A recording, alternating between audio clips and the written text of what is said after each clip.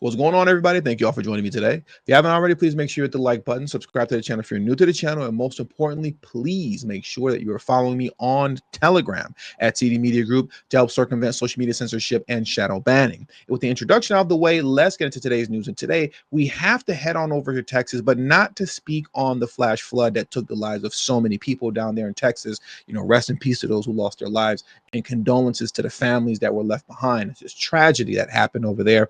But I want to speak on a little bit something different, right? I want to speak on some news that went way under the radar, and I'm surprised that it didn't get any coverage at all. But then again, in light of the flooding, I can understand why this didn't get any coverage. But then again, also, that's why you're subscribed to this channel. And you should be if you haven't already, because look at this here.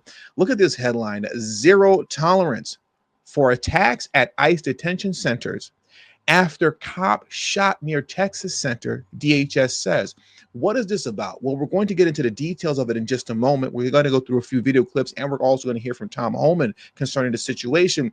But there was a very well organized and planned attack that occurred this weekend in Texas at an ICE detention center, in which roughly around a dozen armed men attempted to lure out ICE agents so that they could fire upon them, but instead ended up luring a local PD in the area that they fired on instead and ended up shooting in the neck. Now, fortunately, the officer did survive and is back home with his family. Thank goodness for that. But this is something that we have to talk about and unpack because, like I said, the fact that this didn't get really any coverage, I get that the flood is going on, but this right here is wild because this was a legitimate organized attack on ICE officials at an ICE detention center that went awry because instead of the ICE officials that they were looking for, they instead got a local PD officer. Here goes a couple of headlines before we get into the brief summary of this that I want to give you, right? Look at this. Once again, zero tolerance for attacks at ICE detention centers after cops shot near Texas center, DHS says. This is from New York Post. This is from Fox News. Texas police officers shot near ICE detention center as Trump officials promise zero tolerance. This one is from CBS News, Texas. Several in custody after North Texas police officer shot in the neck outside of ICE facility. Let's break this down and get into it. What I want to do, something that I like doing, right? This gives you guys just like a really good, concise summary of everything that occurred versus going through multiple articles. So let's jump into this right now. Okay, what happened? On the night of July 4th, 2025, an Alvarado, Texas police officer responded to a report of a suspicious person near the Prairieland ICE detention facility, 1200 block of Sunflower Lane. Upon approach, multiple armed suspects opened fire. The officer was struck in the neck by at least one bullet, flown to a hospital in Fort Worth, treated, and later released. Suspects. Authorities report that more than a dozen masked individuals dressed in black vandalized cameras and vehicles around the facility and ignited fireworks. Get this, apparently to lure law enforcement into the area. They knew exactly what they were doing. A total of 8 suspects, some were wearing body armor, were arrested in connection with the incident. Investigative status: the motive remains under investigation. The motive is obvious, but I get it, right? We get it. They have to get an official motive down pat, but we all understand what this is really about. But I digress. The motive remains under investigation. The Texas Rangers, FBI, Johnson County Sheriff's Office, and Alvarado Police are collaborating. Local officials have urged anyone with information to come forward. Federal response: Deputy Attorney General Todd Blanche announced that the Justice Department is closely monitoring the incident, along with a separate event in Portland, and affirmed a zero tolerance policy for violence against federal personnel or property, pledging to prosecute those responsible parties to the fullest extent of the law. This right here that occurred in Texas is mind-blowing. Why?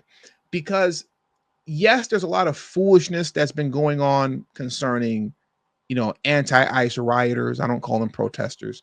Anti-ICE rioters who are, destroying property, defacing property, or tagging things up, burning police cars. We don't have to rehash all of that. We understand this.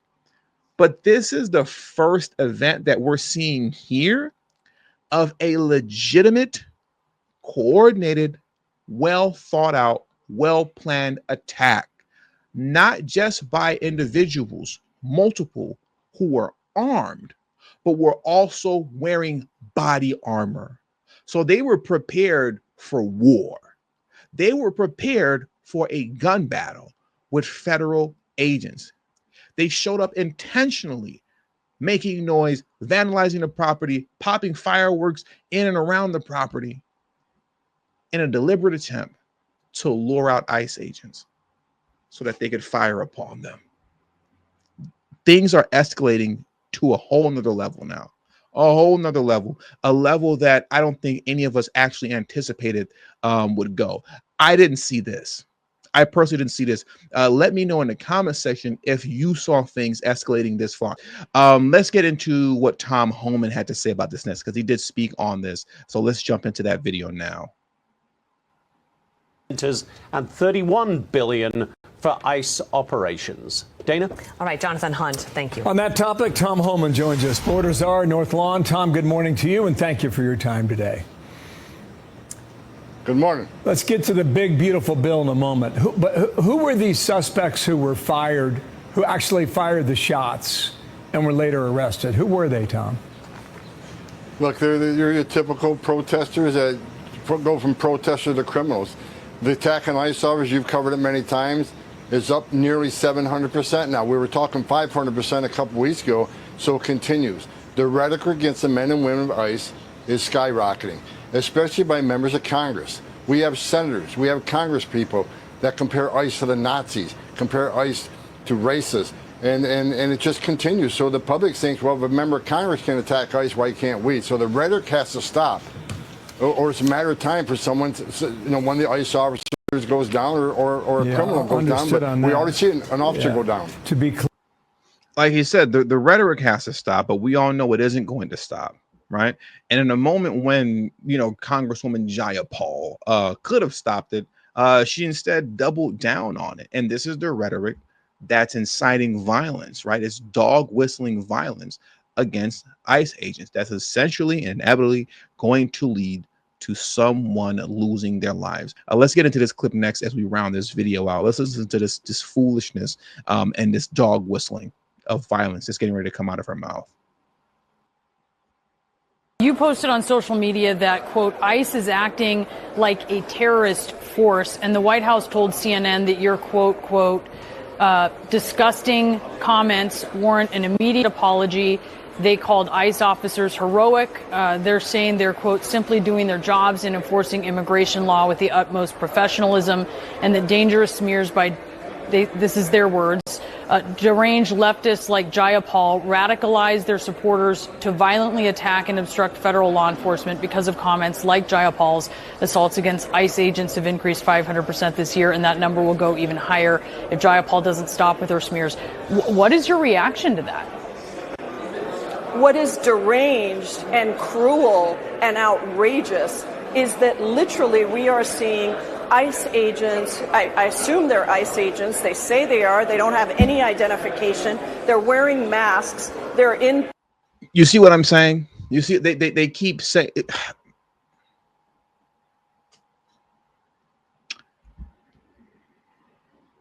This woman is a piece of filth. Jia Paul, Congresswoman Jia Paul, is a piece of trash who isn't even worth the dirt underneath my shoes. How are you even putting into question whether they're ICE agents? They're ICE agents. They say that they're ICE agents. We don't know who they really are. They're masked men. We keep rehashing this over and over again, right? Removing their authority from them, putting into question whether or not these are actual federal ICE agents. referring to them as bounty hunters that are kidnapping people. This is what we've heard them say. They're kidnapping people. They're disappearing people. These masked men, bounty hunters. We assume that they're ICE agents. I don't really know. We don't really know. They don't identify themselves. We don't really know who they are. How ignorant is that? How is it possible that it is allowed for you to get on television and to tell such a bold-faced lie with zero consequences? Zero consequences, just flat out lying, and you know that you're lying, and you know that you're lying.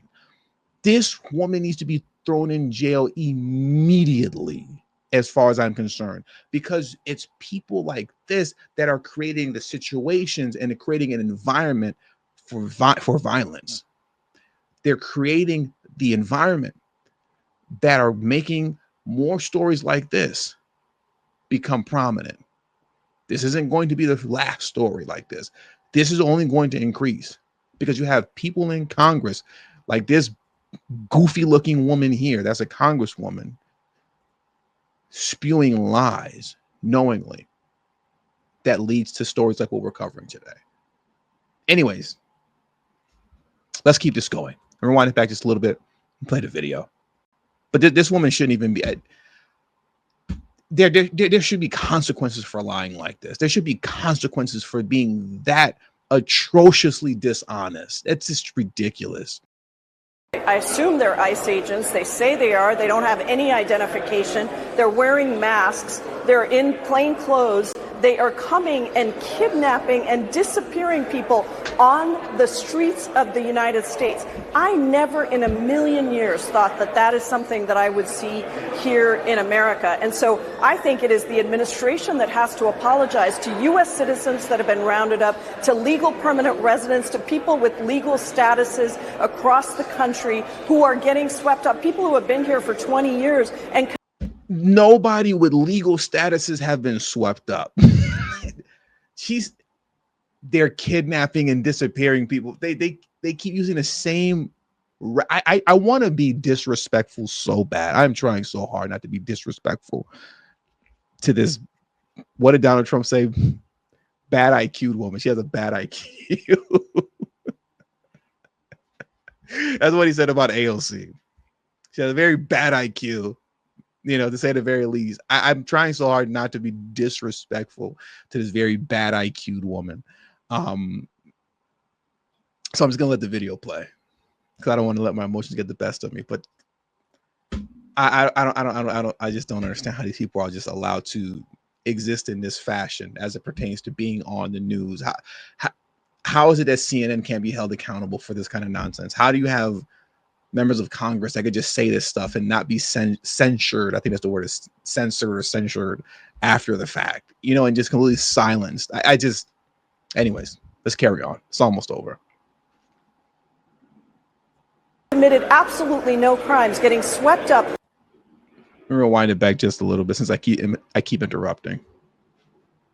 Here in America. And so I think it is the administration that has to apologize to U.S. citizens that have been rounded up, to legal permanent residents, to people with legal statuses across the country who are getting swept up, people who have been here for 20 years and committed absolutely no crimes, getting swept up by masked men who are kidnapping them and deporting them. That, to me, is what is so outrageous. It's unconstitutional. It's illegal.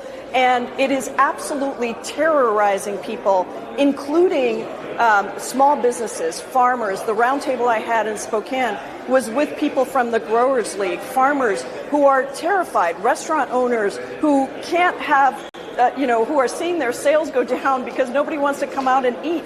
Literally, people are so afraid, Brianna. It's never something I thought I would see in the United States of America. The White House owes an apology to the American people for what they are doing. She needs to be put in jail. She needs to be put in jail. You know, I'll just end it with that. I mean, no U.S. citizens have been rounded up and deported. No people who have actual proper legal status have been rounded up and deported. Literally none of what she said is happening. None of what she says is happening by masked men, bounty hunters. We don't even know who these people really are. Anyways, I'm going to end the video here. But this is what is leading to people now being shot. It's rhetoric like this. It's congressmen and women like this who are spewing nonsense onto the airwaves that create an atmosphere that is ripe for violence. And we can only expect to see more of it as time moves forward. And I'm going to leave the video here because I'm very tempted to be extremely mean-spirited just looking at her face. So with all that being said, that does it for today's news. Thank you all for joining me today. Please hit the like button on your way out. Subscribe to the channel if you're new to the channel. Share this video on your social media platforms. And also, please do not forget to follow me on Telegram at TD Media Group. The link to my Telegram is in the description box below and in the comment section as well. Thank you all for your time. Until the next video, peace and have a great afternoon.